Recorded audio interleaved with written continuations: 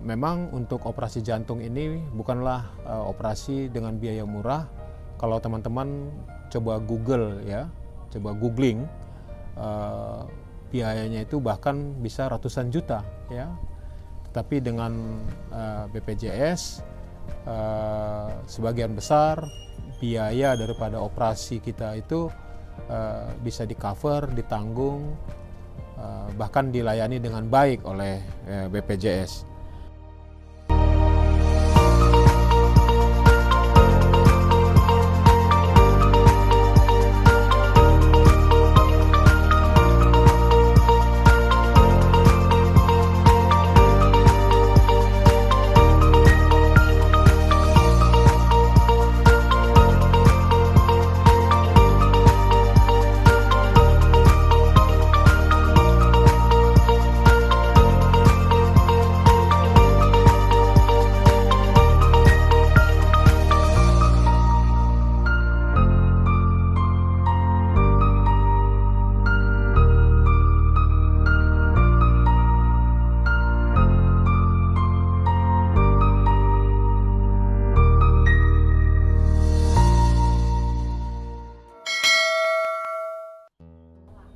Selamat siang teman-teman, selamat bertemu kembali di channel saya ini.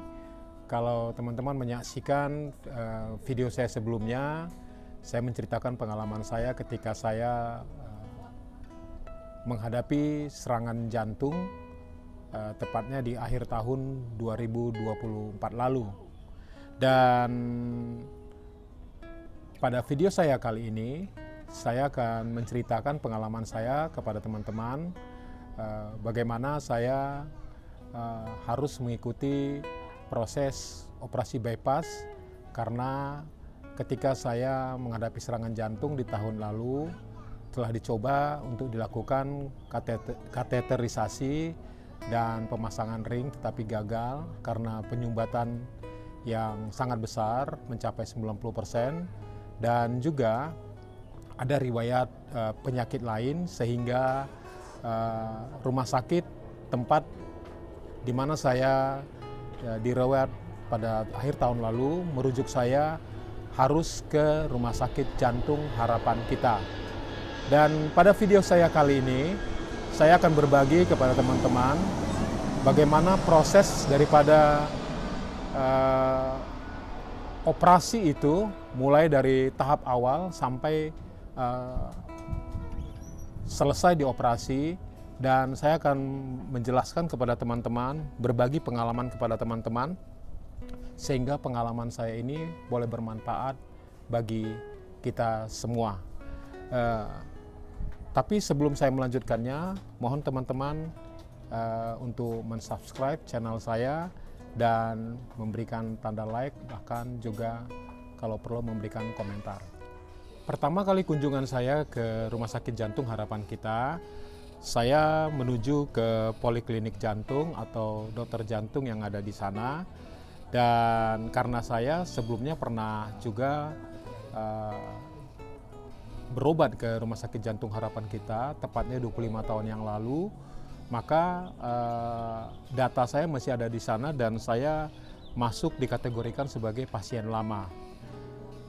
Teman-teman, ketika saya berkunjung ke dokter jantung di Rumah Sakit Jantung Harapan Kita, saya membawa hasil kateterisasi saya dan obat-obatan yang saya makan selama saya berobat di rumah sakit sebelumnya, tepatnya di RSUD Cengkareng. Nah, setelah berkonsultasi dengan dokter jantung yang ada di sana, intinya dokter akan membawa hasil rekam penyakit saya kepada tim dokter yang ada di Rumah Sakit Jantung Harapan Kita untuk diputuskan tindakan apa yang akan dilakukan atas penyakit yang saya alamin. Dan untuk menunggu hasil itu yang menurut mereka ada sekitar 1-2 minggu, maka saya diminta oleh dokter jantung untuk melakukan pemeriksaan ekokardiografi atau EKG. Dan beberapa hari setelah selesai pemeriksaan daripada dokter jantung, saya melakukan pemeriksaan ekokardiografi. Setelah saya melakukan kunjungan berikutnya kepada dokter jantung, maka saya mendapatkan keputusan dari tim dokter yang ada di Rumah Sakit Jantung Harapan kita bahwa tindakan yang dilakukan atas penyakit saya adalah dilakukannya operasi bypass.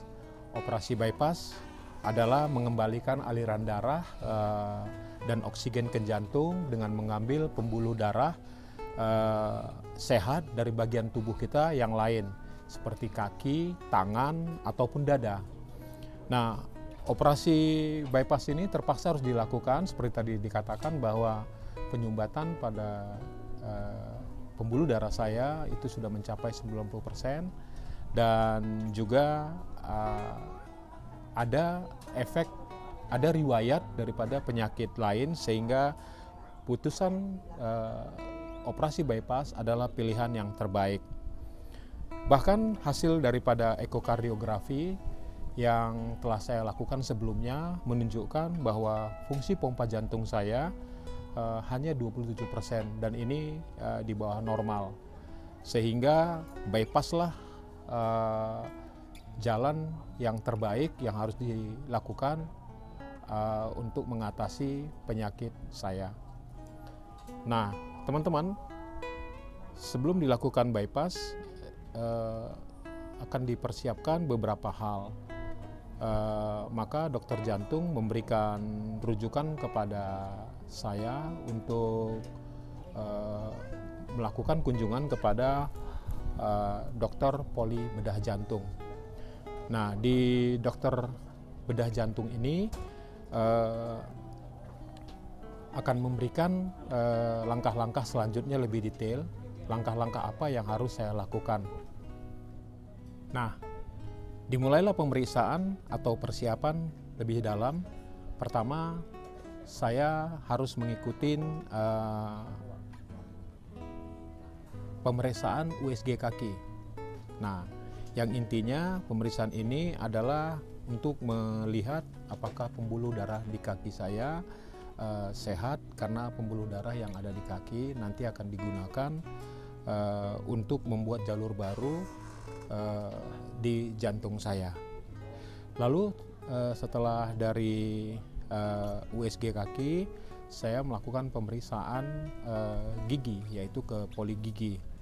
Nah, pada saat pemeriksaan awal daripada pemeriksaan gigi ini didapati bahwa 3 gigi geraham saya harus dicabut, dan untuk tindakan itu harus di stop dulu beberapa jenis obat termasuk obat pengencer darah. Jadi ada sekitar 5 hari teman-teman sebelum saya dilakukan pemeriksaan atau pencabutan gigi itu, saya harus menstopnya beberapa obat tadi maksud saya. Lalu yang berikut adalah pemeriksaan thallium scanning, atau itu seperti MRI dia ya, thallium scanning, yaitu pemeriksaan nuklir yang ini adalah pemeriksaan lebih detail lagi terhadap aliran darah yang ada ke jantung.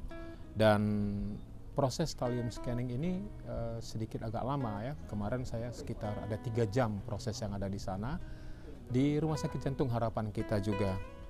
Nah, dan ada beberapa persiapan juga yang harus dilakukan ketika kita akan melakukan pemeriksaan thallium scanning atau pemeriksaan nuklir lah namanya ya secara umum yang kita kenal di sana. Nah, hasil daripada thallium scanning ini diketahui sekitar 2-3 hari keluar dan kita kumpulkan untuk nanti kita bawa ke rujukan dokter bedah selanjutnya. Nah, teman-teman, setelah pemeriksaan thallium scanning atau nuklir tadi, saya melakukan pemeriksaan darah ya, pemeriksaan darah secara lengkap untuk keperluan operasi. Lalu saya juga melakukan pemeriksaan torak atau X-ray. Saya juga melakukan pemeriksaan penyakit dalam ya, penyakit dalam juga dilakukan pemeriksaan, dan mereka dokter penyakit dalam akan memberikan rekomendasi kepada dokter bedah jantung atas mungkin ada penyakit-penyakit kita yang lain. Jadi sangat lengkap ya pemeriksaannya, Bapak Ibu. Di samping juga karena saya menyampaikan saya punya riwayat kena COVID beberapa tahun yang lalu, meskipun itu tanpa gejala, tapi karena saya punya pengalaman kena COVID, maka teman-teman saya juga dirujuk untuk memeriksakan paru-paru. Ya, jadi dari beberapa pemeriksaan tadi seperti ekokardiografi, lalu ada EKG kaki, lalu pemeriksaan gigi, lalu pemeriksaan MRI atau nuklir, lalu pemeriksaan torak ya atau paru, lalu pemeriksaan darah, pemeriksaan penyakit dalam, nah dan lain-lain. Nah, dari pemeriksaan-pemeriksaan ini hasilnya kita bawa kembali ke dokter bedah jantung. Ketika saya kembali ke dokter bedah jantung atau poli jantung, maka seluruh hasil pemeriksaan saya serahkan dan diperiksa satu persatu, dan disampaikan kepada saya juga karena seperti di awal saya sampaikan bahwa fungsi atau pompa jantung saya hanya 27%, maka untuk menjalani operasi ini dokter bedah jantung menyampaikan bahwa kemungkinan akan mempergunakan alat tambahan, yaitu IABP. IABP adalah intra-aortic balloon pump, yaitu alat untuk membantu jantung memompa lebih banyak darah. Ya, jadi dia akan membantu pompa jantung ketika saat operasi dilaksanakan hingga ke kamar ICU dan intermediate.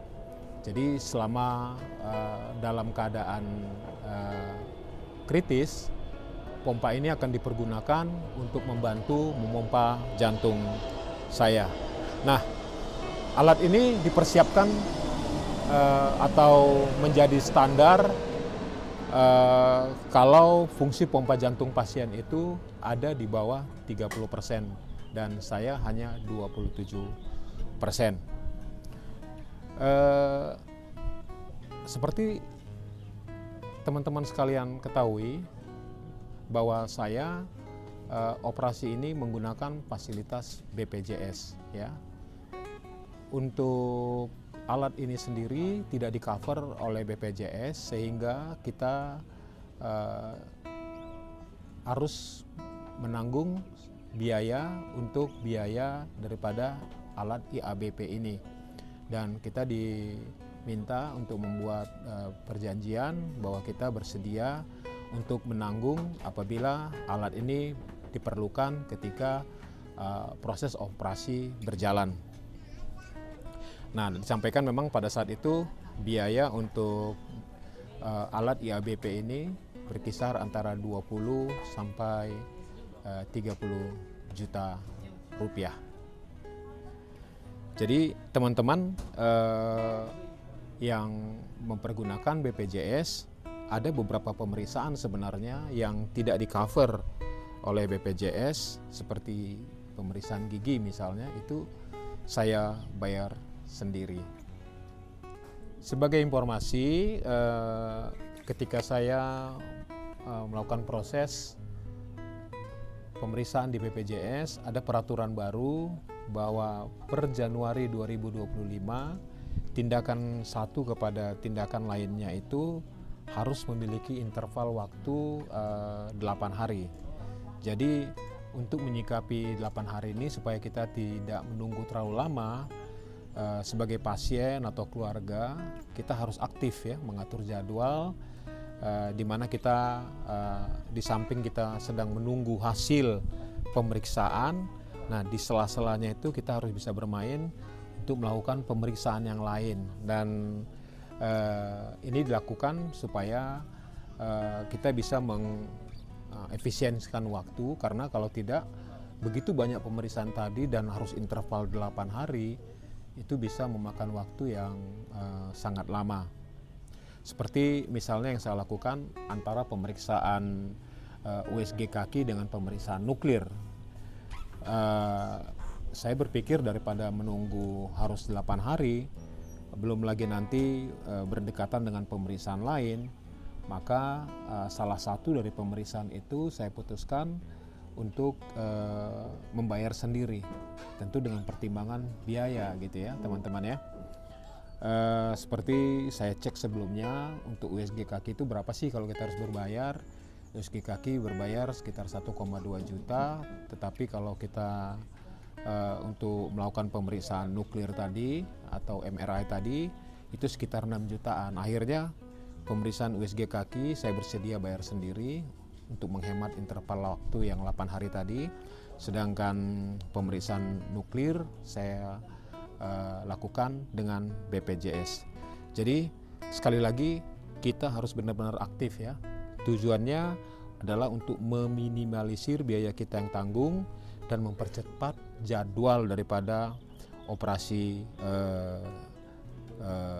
kita. Di samping teman-teman, saya ada beberapa pemeriksaan yang seharusnya dilakukan di Rumah Sakit Jantung Harapan Kita, tetapi karena kuota untuk berkunjung ke poli itu telah penuh dan baru ada beberapa minggu kemudian, maka saya untuk hal ini menyikapinya dengan meminta rujukan. Jadi saya minta supaya pemeriksaan dilakukan di luar, di rumah sakit yang lain gitu. Supaya tujuannya cuma satu, supaya waktunya bisa kita hemat ya, waktunya bisa kita hemat sehingga proses daripada operasi kita boleh berjalan lebih cepat. Jadi sekali lagi kita tidak harus menunggu antrian yang begitu lama. Teman-teman, setelah semua proses selesai dari poli bedah jantung atau dokter bedah jantung, kita akan menunggu berita melalui telepon dari unit bedah dewasa yang akan mengatur jadwal atau tanggal kapan kita dioperasi. Untuk kasus saya teman-teman, sekitar 2 hari setelah saya selesai di poli bedah jantung, saya sudah ditelepon untuk segera menghentikan meminum obat pengencer darah, tepatnya seminggu sebelum jadwal operasi. Jadi saya sudah diminta untuk tidak lagi meminum obat pengencer darah saya. Dan dari bagian penjadwalan operasi tadi, saya juga disuruh untuk pergi ke poliklinik anestesi ya.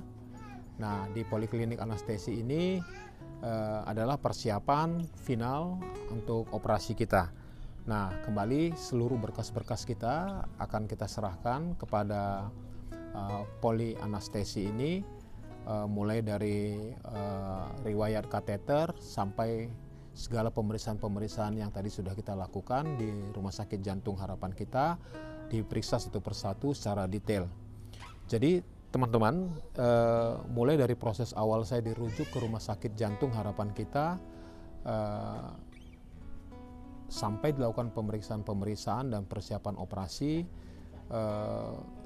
saya nggak terlalu lama untuk case saya. Seperti tadi saya katakan, kurang dari 2 bulan, bahkan kalau hitung-hitung efektif ya mungkin sekitar 40 hari saja. Cepat ya, karena itu kita harus aktif ya, kita harus aktif.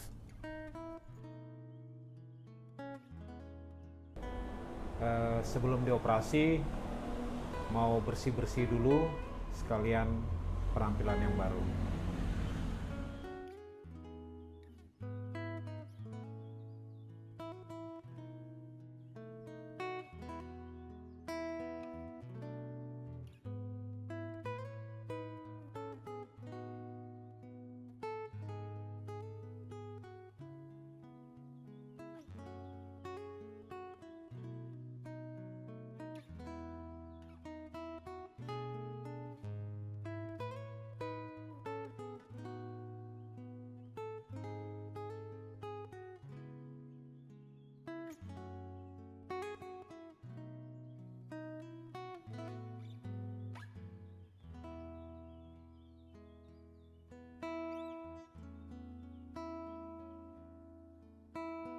Sekarang siap untuk dioperasi. Mandi, semangat. Iya.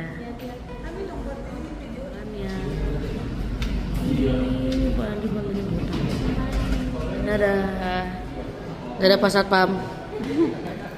Satu hari sebelum operasi, tepatnya pada malam hari, seluruh pasien dan keluarga diberi pengarahan dan pengenalan bagaimana pelaksanaan operasi sekaligus tanya jawab kepada pasien dan keluarga, dan diatur bagaimana sebelum kita dioperasi, mandinya seperti apa, antiseptik kumur-kumurnya seperti apa, itu diatur.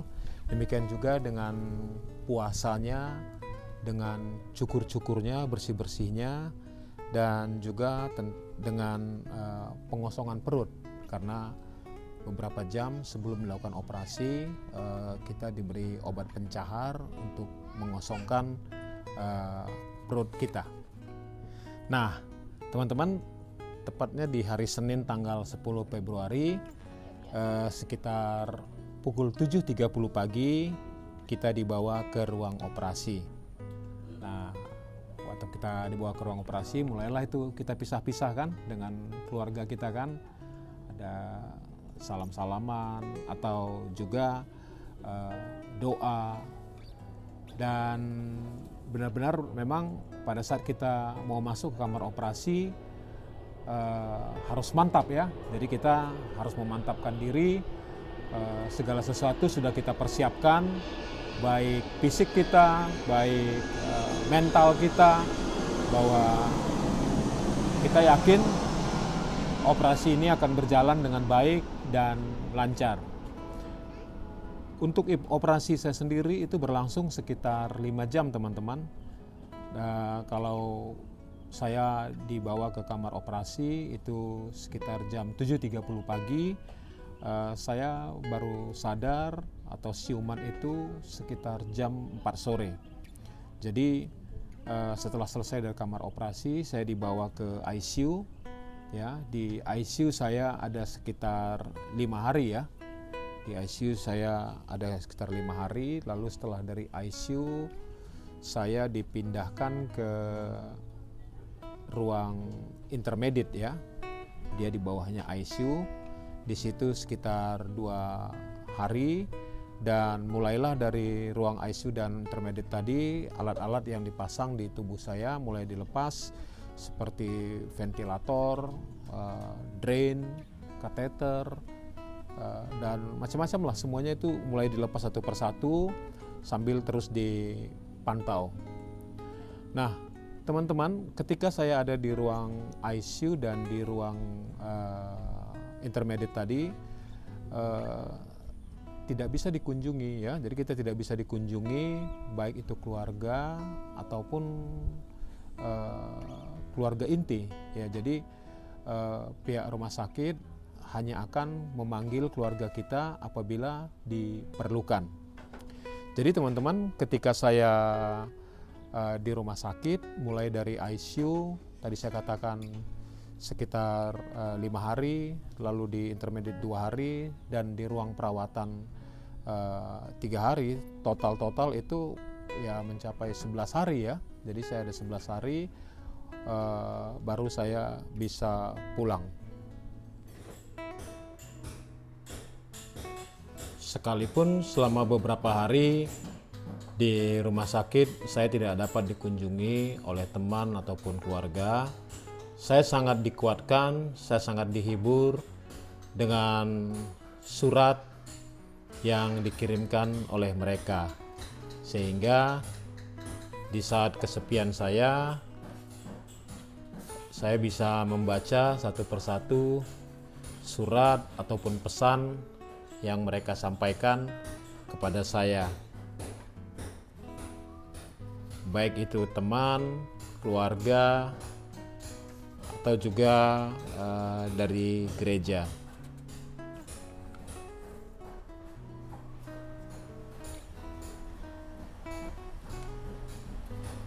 Semua isinya sangat menghibur.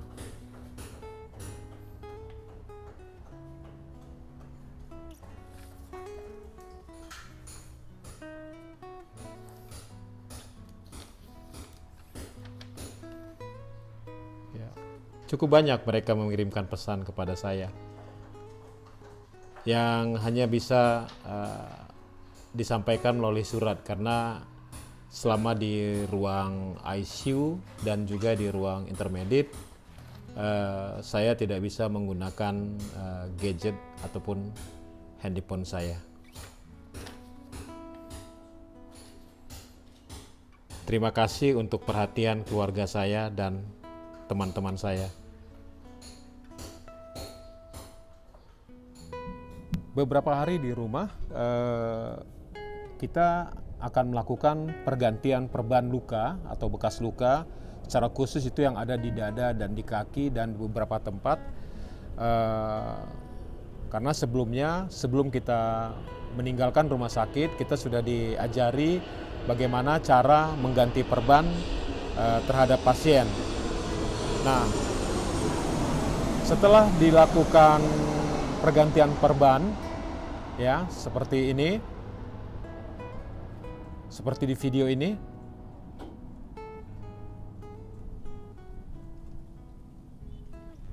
ya ini sedang proses pergantian perban yang saya lakukan bersama dengan keluarga. Saya melakukan kontrol ke dokter penyakit jantung dan juga dokter bedah.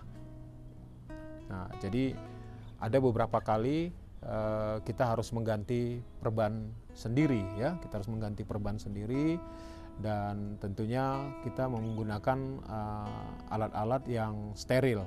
Jadi sebelum kita kembali ke rumah, kita sudah mempersiapkan seluruh peralatan untuk pergantian perban ini, ya. Jadi kita beli sendiri, kita persiapkan supaya perban kita bisa cepat kering, atau maksud saya supaya luka kita cepat kering.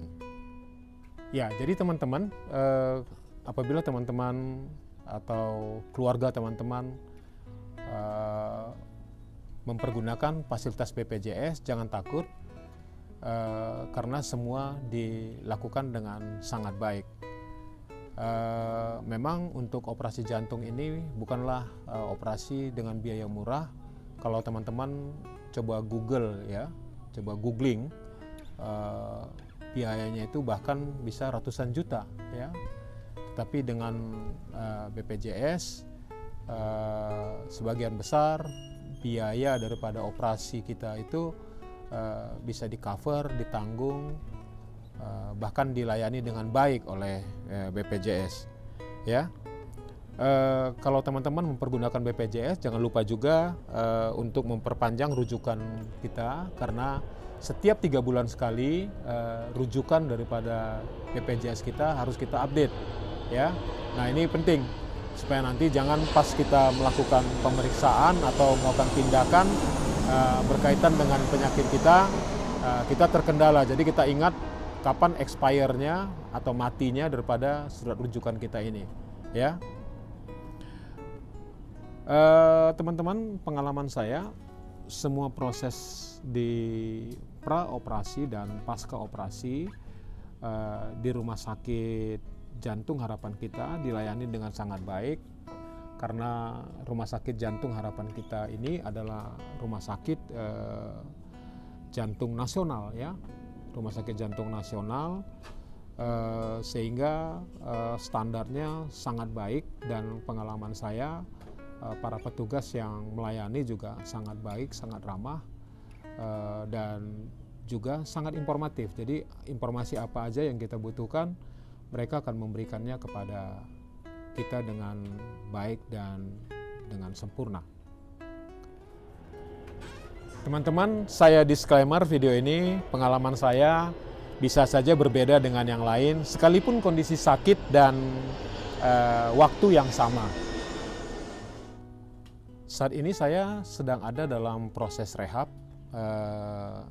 di mana proses rehab ini dilakukan 3 kali seminggu dengan target ada 12 kali pertemuan yang tujuan daripada rehab ini adalah untuk memulihkan kesehatan kita dan meningkatkan kualitas hidup kita. Nah, kita akan mengikuti beberapa latihan dalam proses rehabilitasi ini. Nah, teman-teman, di Rumah Sakit Jantung Harapan Kita atau lengkapnya di Rumah Sakit Jantung dan Pembuluh Darah Harapan Kita Jakarta, di samping pelayanannya sangat baik dan rapi, tadi saya katakan juga sangat ramah dan petugasnya sangat informatif, ditunjang juga dengan tempat-tempat yang nyaman ya. Jadi buat pasien dan keluarga di lingkungan rumah sakit itu banyak resto atau coffee shop atau swalayan, bahkan hotel atau penginapan juga sangat banyak di dalam lingkungan rumah sakit, juga di sekitar rumah sakit itu ya. Jadi kita nggak perlu khawatir, apalagi teman-teman yang berasal dari luar daerah, untuk tempat penginapan pun banyak ya, baik itu dalam bentuk kos atau hotel, itu banyak sekali ya. Jadi sangat pantas kalau Rumah Sakit Jantung Harapan Kita sebagai pusat jantung nasional bukan saja pelayanannya yang baik, tetapi juga fasilitas atau hal-hal yang bisa menunjang daripada keluarga pasien tersedia dengan baik ya, seperti di video ini ya, teman-teman bisa lihat ya, mulai dari yang sederhana sampai yang mahal, nah semuanya ada tersedia ya. Jadi jangan khawatir teman-teman yang dari luar kota atau dari daerah, jangan khawatir untuk datang dan berobat di Rumah Sakit Jantung Harapan Kita. Sampai di sini dulu video saya, semoga bermanfaat dan silahkan bagikan video ini kepada teman-teman, keluarga atau kerabat yang mungkin saja sedang mempertimbangkan untuk melakukan tindakan lanjutan yang berhubungan dengan penyakit jantung ataupun pembuluh darah, secara khusus mempergunakan fasilitas BPJS. Mari kita selalu berpikiran positif, tetap semangat dan menjaga kesehatan. Semoga Tuhan memberkati kita semua.